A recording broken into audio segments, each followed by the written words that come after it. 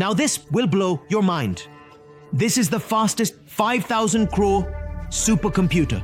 El Capitan, which falls over at least half a kilometer, does 2 quintillion calculations per second. This super advanced computer is going to be forgotten soon because Google has created a new computer chip that can perform calculations over 1 trillion times faster than today's fast supercomputers. 1 and 95 times means these 30 zeros after 1. That is, to complete such a complicated calculation, today's most powerful supercomputer would take 500 trillion times more time than the current of the universe. This new Google computer chip can do that much calculation in just 5 minutes. This is Google's new I quantum chip, I Willow, I marking, a new era. The computer is the wild card. It could change the entire landscape of artificial intelligence. Google's Willow chip is touted not just as a technological breakthrough, but as an evolution. In under 5 minutes, the chip can solve problems that would take today's most powerful computers 10 septillion years. Until now, our tired computers were only able to double their processing power every 3 to 4 years. But with the arrival of these quantum computer chips, the entire game is going to change. Complex math unveils the secrets of the universe, revealing where alien life might exist on billions and trillions of planets. Its calculations could lead to technology that allows us to travel at the speed of light, create wormholes, and eliminate all human diseases forever. Take a look at research. With quantum tech, the lifespan of humans will extend from 150 to 200 years. We could even upload our consciousness into a chip or a robot and achieve immortality. Tech is no longer sci-fi, but possible. But because of such advanced quantum computers, before all this can become possible, there is still one big problem that is holding scientists and engineers back.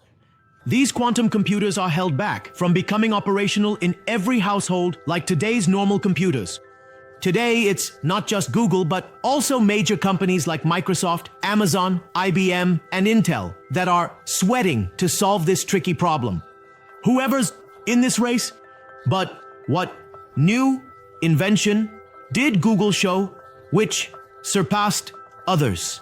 Also, notably, Google's quantum computer has a design that looks like this. But any US-based company's quantum computer looks like this, while a Canadian company, Nadir's quantum computer, looks completely different.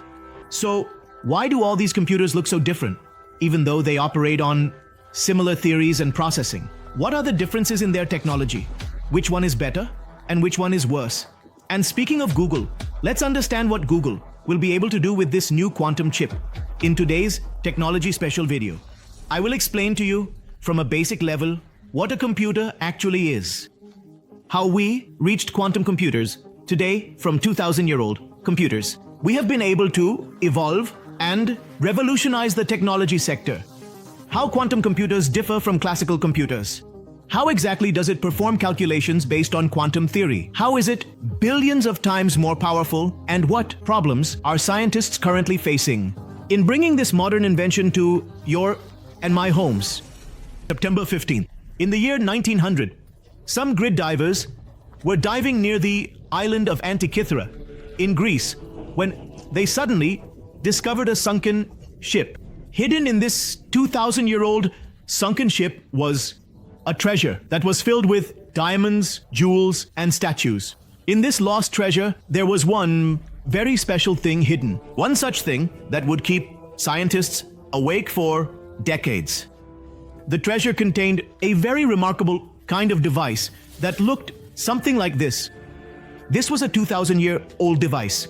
And then, after 50 years of research on it, when a scientist named Derek Price examined it through X-rays to find out exactly what was inside, this image emerged. He was astonished to see that it was not just an ordinary device, but rather a sophisticated instrument that had at least 37 interlocking gears made of bronze, and some of the teeth were even smaller than 1 millimeter. They worked in such a coordinated manner that it was almost impossible for this technology to be possible 2,000 years ago. This device was an astronomical instrument that calculated the positions of solar and lunar eclipses, the phases of the moon, and the positions of planets and stars, predicting where they would be in the future and what events would occur. This modern instrument was then named the Antikythera mechanism, the oldest computer to ever exist. So, have you ever thought about why it is called a computer? Computers look this right. So, in what sense is this device a computer? So can we call some of today's electronic gadgets like TVs, microwaves, geysers, and water purifiers computers? Do they understand what a computer is in a very short way, like A, B, C, D? First of all, look, in very simple terms, a computer means any device that computes, that is, calculates. And it predicts the right outcome. And that's why even a simple calculator is considered a computer. The Antikythera mechanism was matching the principles of the universe through numbers to qualify the movement of the machine, just like today's modern computers qualify operations through algorithms based on IT and electronics principles. That's why the earliest computers were born not in electronic circuits, but in mechanical circuits. According to many scientists, technology as advanced as the Antikythera mechanism didn't come to us for another 1400 years. Then came a major milestone in the history of computers in the year 1642, when a 19-year-old French mathematician created an old prototype of today's modern calculators and computers, which again functioned mechanically. It used gears and cranks to display the corresponding answers to the input numbers by rotating dials. This old calculator was named Pascaline, and the genius behind it was none other than Blaise Pascal, who was very much inspired by Leonardo da Vinci's calculator design, which he enhanced to create reality. Now, as you can see, the Pascaline calculator was still a very large device, nothing like today's calculators, and it could only perform addition and subtraction, not even multiplication and division. But this model inspired a brilliant German scientist, Gottfried Leibniz, who fixed it and created his own new model called the step reckoner, which could perform all four important math functions: addition, subtraction, multiplication, and division. Now, this calculator was quite advanced for its time, but it still couldn't perform many important math calculations like calculating polynomial equations. We learned about these equations in childhood. Here, fx is a polynomial function, meaning the main answer we need to find. How could any calculator calculate such equations back then? Also, extracting logarithmic and trigonometric values from numbers was impossible for calculators at that time. By the time the 19th century arrived, as you know, the British had become explorers and colonizers, so there was a great need for advanced and fast calculations in navigation, sailing, engineering, and even banking. That's why, out of necessity, people used printed tables of math that looked like this. But do you know who created these important tables? We humans did it manually, and we humans are quite adept at making mistakes. That's why, from calculations to translating different scripts and then to printing, if even a tiny mistake occurred anywhere. So a ship could get lost in a storm, or the structure of a building could be built wrong. Just like in 1707, due to these incorrect manual calculations, not just one but 4 ships were destroyed together, and a total of 2,000 sailors lost their lives. This incident is known as the Second Scilly Naval Disaster. And so, there was one man who raised a big alarm about this silent threat, and it was none other than our father of modern computers, Charles Babbage, who wrote some strong faxes to the then government. Babbage was interested in maths since childhood, be it tables or calculations. He had calculated the number of steps a person would take in his lifetime, which is approximately 20 crore steps. That's why many people thought of Charles Babbage as a bit eccentric, because he worked on a lot of unusual topics that had no direct value at that time. Like this computer technology, and if we leave the story of Babbage, then Nikola Tesla came up with the idea of a computer. From today's model Steve Jobs to Elon Musk, everyone is considered a bit eccentric. Because these people work on technology not just for today, but future decades. He informed the government with figures that they were losing at least 2 to 3 million pounds every few months due to such outdated manually printed math tables. And while pitching a solution to this problem, he introduced his revolutionary computer model, difference gene, which would later become the inspiration for model computing. Difference engine. His was the first computer model that could easily solve such polynomial equations and print their values in real time. He could calculate logarithmic and trigonometric values. He did not stop there. His computer was able to do complicated mathematics, but it was not programmable like today's model computers. His computer was any input number you put in, its output answer would come out. You couldn't teach the computer new knowledge or languages through some courses, which meant the computer couldn't process the input in new ways or solve new types of problems. Today we cannot even imagine computers without programming.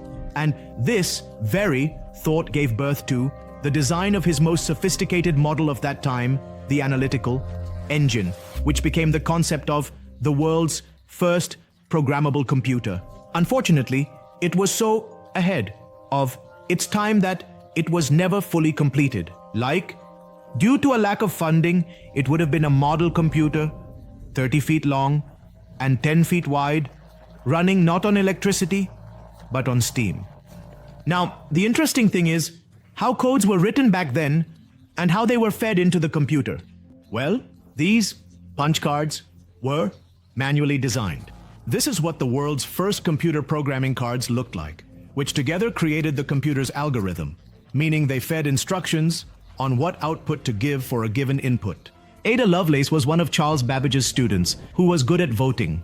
He wrote the world's first algorithm for the world's first computer, the analytical engine, in which he described the steps for calculating a series of Bernoulli numbers. And from here, as you can imagine, computer automation had begun. Programmability had come, the concept of memory storage and ALU, i.e. arithmetic logic unit, had come in the computer. But let's go. Although computers had become programmable, they were still largely mechanical. If anything is mechanical, then there is still human effort in it. Plus, usually mechanical things are slow to process. They have more parts and they also occupy a lot of space. And that's why if we really want to make advanced computers, we have to think beyond these mechanical computers. We need to learn to leverage some fundamental force that can process information much faster. And what could that fundamental force be? The answer lies with Thomas Edison. Yes, Thomas Edison, who is credited with the birth of the electric bulbs. Very few people know how much these bulbs played a significant role in the creation of modern computers. And the funny thing is, even he didn't know about it himself. Now the fun part. In 1883, Thomas Edison was researching his electric bulbs to find out why they would fail after some time. Then he noticed something interesting. He saw that only one side of the glass area of his bulbs was getting coated over time with a layer of brown color. But why so? Because inside the bulb there's nothing else, just a tungsten filament that burns, and that's in a vacuum. Then he placed a metal plate inside that vacuum-sealed glass, which is usually negatively charged, and it's called the anode. Now, something very interesting happened as soon as he applied a positive voltage to that metal plate and turned the bulb on. Because electrons are negatively charged, they started sticking to that plate due to the positive voltage, and a current began to be generated. But when he applied a negative voltage to that plate, no current was generated.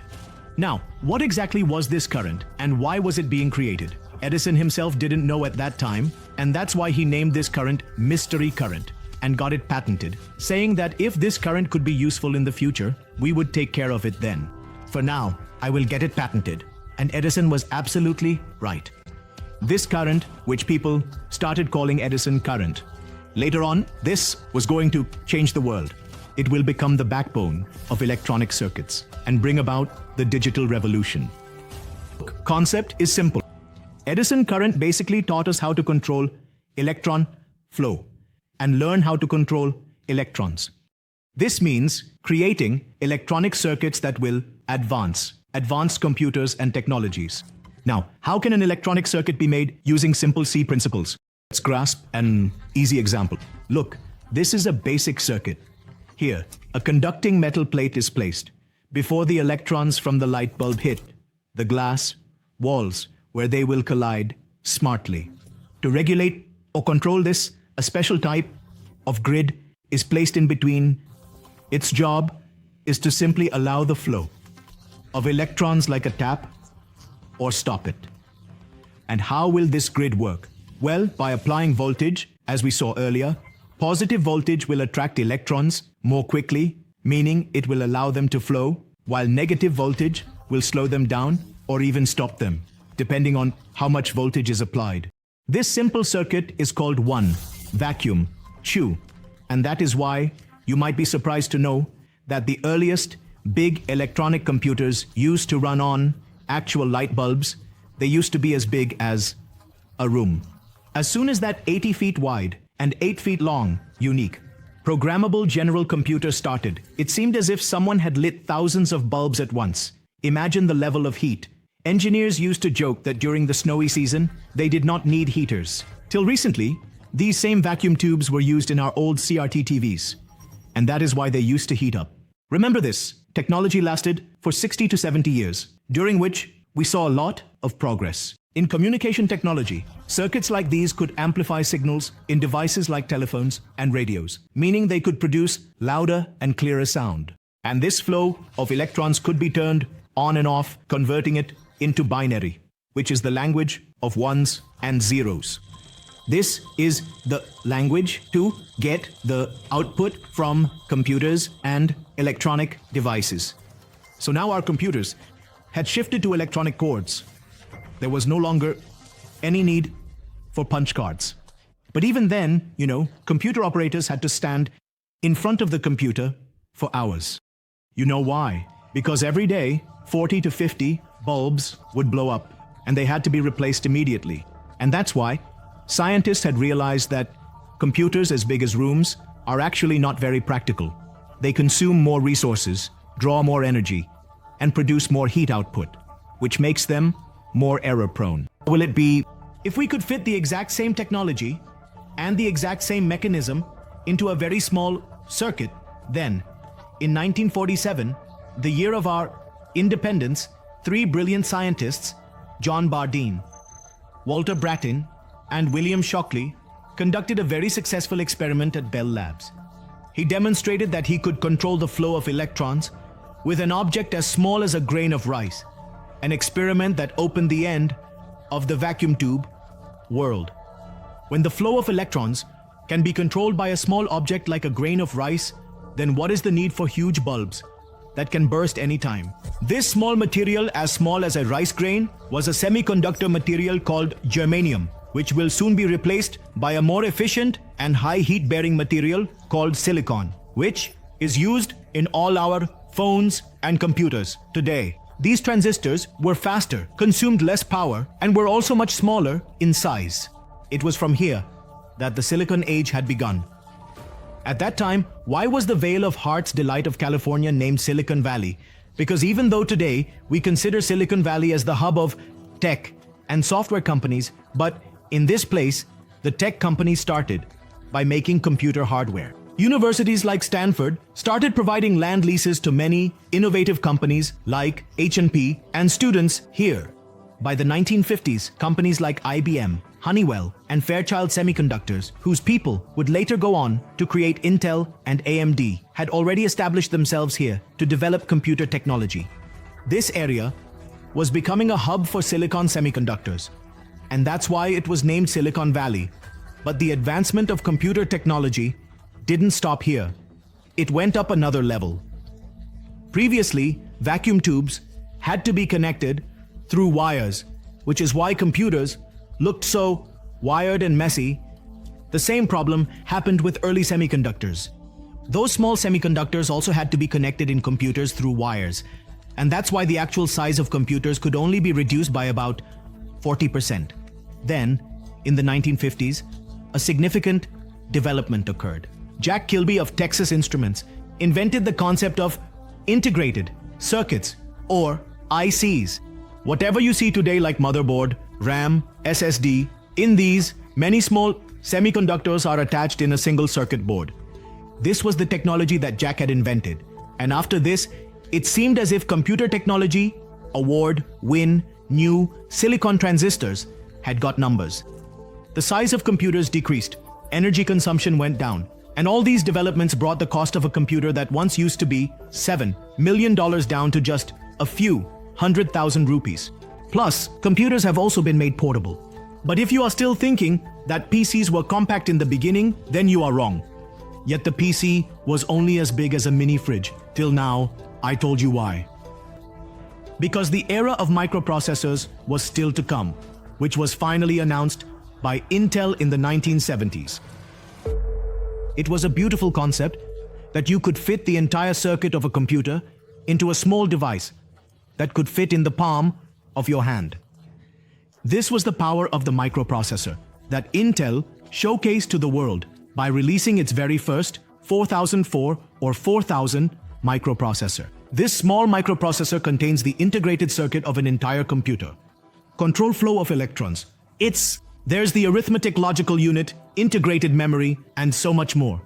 Just imagine where we started with large computers and where we have reached now. On one microprocessor, Intel CEO Gordon Moore confidently proposed a theory that from now on, the processing power of our processors would double every 2 years. This will be possible by doubling the number of transistors in the processor every year. But how will this be possible? Because the space in a microprocessor is limited. They will have to make the silicon transistors even smaller. That's why you'll see. So, know the number of transistors in the first microprocessor in the 1970s and what was its size in nanometers. Well, there were only 2,300 transistors that were 10,000 nanometers in size. For comparison, today, Intel's latest processor has over 150 billion transistors, and you likely know how small their size has become. 3 nanometers. That's the size of a transistor. So thin that its thickness is just equivalent to 20 items. You can see the progress of microprocessors in these 50 years, but like every phase, eventually it comes to an end. The era of this chip is coming to an end. The end has come. Vikesh, no matter how many smaller transistors you can create, the maximum will be just 2 nanometers. The roads for electrons will become so small that literally, electrons will start wandering off the road, causing the circuit to malfunction. It will become error-prone due to heat. And due to electromagnetic interference, you can also use 3D tech to cram the transistors in. But after a certain point, practically scaling this up won't be that easy, no matter how hard we try. From here, technology will not be able to grow rapidly, as in recent years. Moves doubling biennially, now double quadrennially.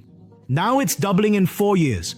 But as you know, when one door closes somewhere, another one opens somewhere else. Human progress has neither stopped in the past, nor is it going to stop now.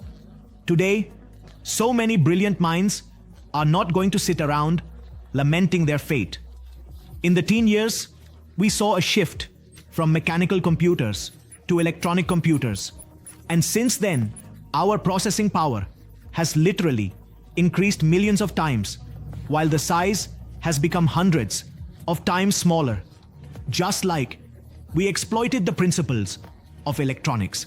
Could there be a more fundamental principle that could give us millions of times more processing power than today's modern computers?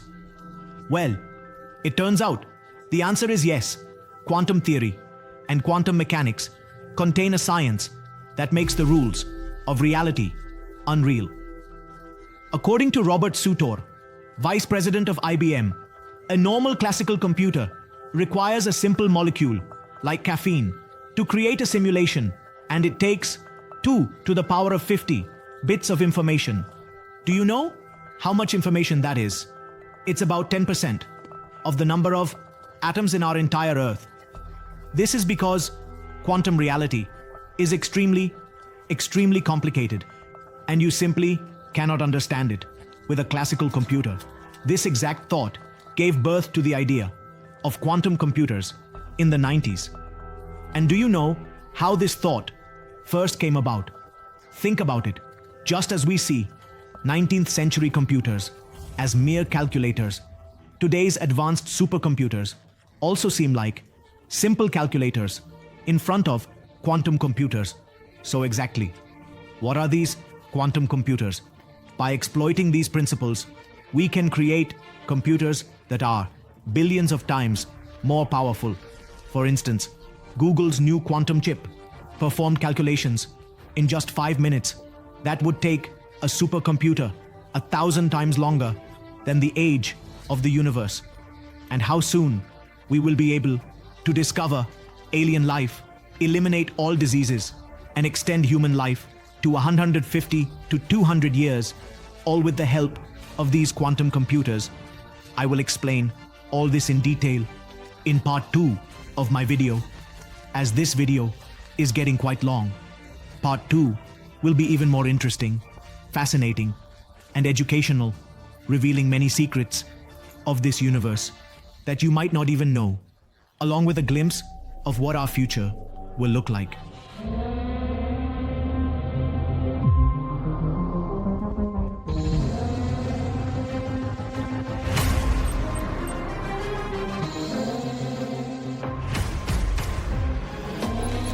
The producer of the press is in the state.